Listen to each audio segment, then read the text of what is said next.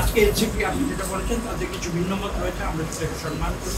আমরা সবাই যদি একমত হয়ে যাই, আমি কিছু মনে করবেন না, আমি বলতে বাধ্য হচ্ছি, তাহলে তো আমরা আবার সেই বাকশালেই ফিরে যাবো। আপনারা দেখেছেন কিছুদিন আগে যে জুলাই সনদে স্বাক্ষর হয়েছে, সেখানে এনসিপি অংশগ্রহণ করেনি। এটা একটা বাস্তবতা, তাদের কিছু দাবি দেওয়া ছিল। তবে এই প্রসঙ্গে আমি কিন্তু আমার মতামত ঠিক গত শুক্রবারে আমি পত্রপত্রিকা মিডিয়াতে দিয়েছি। আমি কিন্তু নীতিগতভাবে এটা বিশ্বাস করি যে আমরা রাজনীতি যারা করি রাজনৈতিকভাবে বিশেষ করে আমরা আমাদের বিভিন্ন দলমত নির্বিশেষে আমাদের মতামত থাকবে এবং মত দ্বৈততাও থাকবে, ভিন্ন মত থাকবে।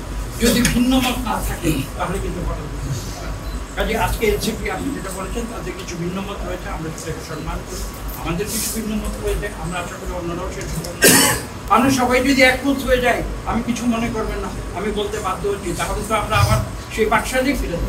আমরা সেই পথে যেতে চাই না। আমরা গণতান্ত্রিক, যেখানে গণতন্ত্রের যে সংজ্ঞা, the rule of majority with the consent of minority, আমি সেই আদর্শ দেখুন আমরা যে পদ্ধতিতে বিশ্বাস করি গণতান্ত্রিক পদ্ধতি, সেই গণতান্ত্রিক পদ্ধতিতে কোয়ালিশন কিন্তু একটি স্বীকৃত পথ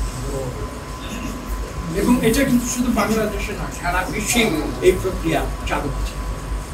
কাজে আমি একটু উচিত উদাহরণ দিই, 2001 সালের উদাহরণ নিই।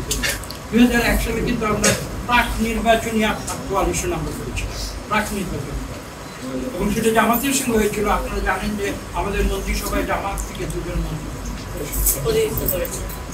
কাজে এটা এমন কোনো আশ্চর্য বিষয় নয় যা প্রাক নির্বাচনী সমঝোতা হয়, কোয়ালিশন হয়। আবার এটাও গণতন্ত্রের প্রক্রিয়ার অনেক উদাহরণ রয়েছে যে নির্বাচন পরবর্তী কোয়ালিশন হয়েছে।